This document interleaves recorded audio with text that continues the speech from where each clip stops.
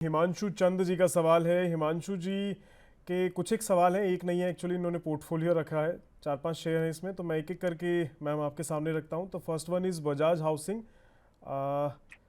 160 के भाव पे 1000 शेयर हैं इनके पास। इसमें क्या सलाह रहेगी ma'am? Bajaj housing we just discuss it some time back. यहाँ पे काउंटर में स्ट्रेंथ है और आगे जाके हमें ये 130 को 135 को क्रॉस करके 150 की तरफ जाता हुआ दिख सकता है ये काउंटर। जब तक ये 120 के ऊपर है तो इसका मोमेंटम पॉजिटिव है और आगे अपसाइड की जर्नी कंटिन्यू करने के बहुत ही बढ़िया चांसेस। जी, इसके अलावा इनके पास NMDC है। ये इन्होंने 1600 शेयर हैं, 82 के प्राइस पे लिया हुआ है। सी मेटल के सारे ही काउंटर्स में अपस्विंग की प्रोबेबिलिटी तो बहुत अच्छी है। ये particular counter as of now 74 के करीब है। यहाँ पे भी 82 से लेके 90 तक की अपस्विंग पॉसिबल है अगर आपका होल्डिंग होराइजन 3 to 6 मंथ्स का बन सकता है तो। और डाउन साइड में सपोर्ट के लिए 65 का नंबर ध्यान में रखें। जी, इसके अलावा इनके पास NHPC है।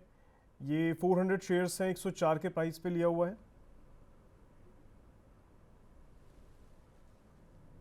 सी एनएचपीसी में चार्ट सेटअप पॉजिटिव है एज ऑफ नाउ और 91 के भाव पे हम बैठे हुए हैं। अगर ये 82 को होल्ड कर जाएगा काउंटर यहाँ से 82 के सपोर्ट तक, अगर इसके जो भी पुलबैक्स है वो अगर समा जाएंगे तो this particular chart can give us a strong upswing जो इसके भाव को 108 से लेके 115 के बीच में लेके जा सकते हैं। 108 से लेके 115 तक का टारगेट बन सकता है इन अ 6 मंथ्स प्लस टाइम फ्रेम।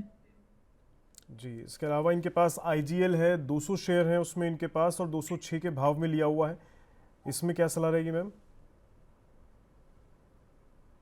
सी आईजीएल में साइडवेज मूवमेंट में है ये काउंटर और अभी मिडल ऑफ द रेंज में बैठा हुआ है तो कोई क्लैरिटी के साथ इसमें अपस्विंग आए ऐसे चांसेस कम है।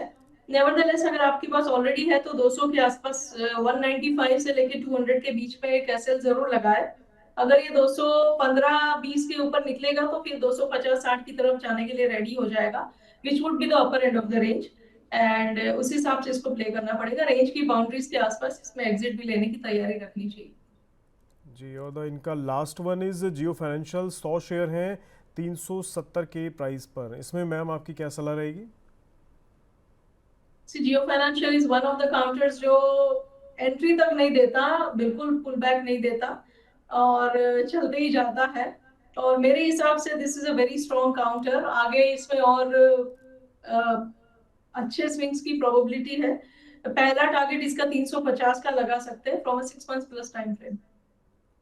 जी, अगले सवाल की ओर बढ़ते हैं। राजीव प्रजापति जी का सवाल ले लेते हैं। प्रिंस पाइप पर है सवाल इनका। 110 शेयर हैं इनके पास इसके, और 615 की खरीद है इनकी।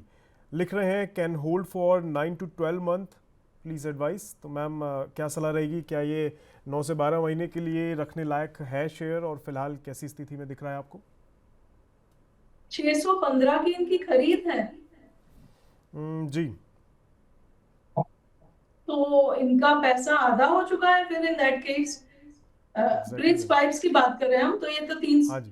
330 के आसपास काउंटर है और इतना पेन नहीं सहन करना चाहिए, इतना जुल्म किसी का भी टॉलरेट नहीं करना चाहिए जिंदगी में। Nevertheless exactly. अब आपने इतना पेन झेल लिया है तो लेट्स होप कि अभी ये जो लोअर लेवल से बेस बना के चलना शुरू किया है काउंटर ने तो ये अपस्विंग इस काउंटर को 400 की तरफ लेके जा सकता है। 400 तलक अगर ये जाए तो फिर वहां पे आपको एक एग्जिट मिल सकती है। वो भी पेन के साथ होगी बट वो तो उसमें कुछ कर नहीं सकते। और एक्सट्रीम लॉन्ग टर्म में अगर आप अपना नजरिया रखने को तैयार है which could be 2 years plus of time frame तो इन दैट केस फिर आपको 400 के ऊपर भी ये काउंटर जाता हुआ दिखाई दे ऐसे चांसेस रहेंगे। बट आपको बहुत पेशेंस दिखानी पड़ेगी और बहुत लंबे जर्नी तक तो अभी आप खाली इन द मनी, खाली आप न्यूट्रल आएंगे तो ये काम करना नहीं चाहिए। जी, तो मैम मतलब अगले कुछ महीनों में या विद इन अ ईयर भी कोई संभावना नहीं है कि वापस ये थोड़ा बाउंस बैक करे? कोई स्पेसिफिक खबर कि ये इतना गिर गया है जो?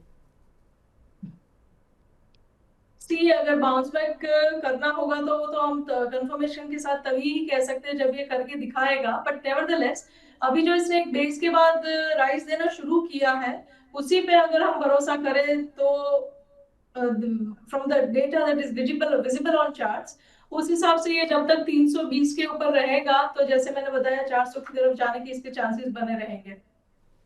जी, चलिए अगले सवाल की ओर बढ़ते हैं और अगला सवाल है हिंडाल्को पर।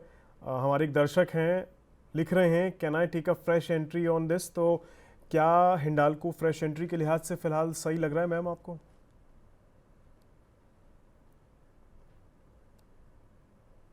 सी हिंडाल्को में ट्रेंड में तो कोई प्रॉब्लम नहीं है, the trend is good in the sector of metals.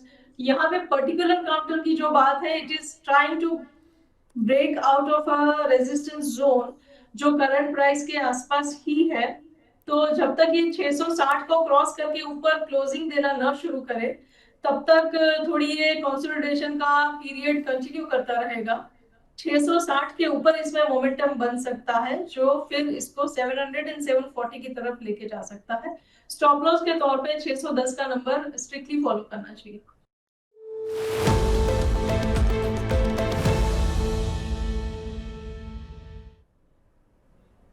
तो वेलकम बैक। अब चर्चा चुन चुन के शेयरों पर। इसमें हम चर्चा करते हैं कि जो हमारे गेस्ट हैं वो अपने पिटारे में से ऐसे कौन कौन से स्टॉक्स आपके लिए लेकर आए हैं जिन पर आपको नज़र बनाए रखनी चाहिए, जिन पर आप निवेश करने की सोच सकते हैं, या बाज़ार के लिहाज से उनमें थोड़ी उठापटक कम है या फिर अच्छे नज़र आ रहे हैं हमारे गेस्ट के नज़रिए से। तो चलिए जो हमारी आज की गेस्ट हैं रचना वैद्या जी, उनसे समझते हैं कि आज उनके खजाने से कौन से ऐसे कुछ एक स्टॉक्स हैं जिन पर चर्चा करनी बनती है।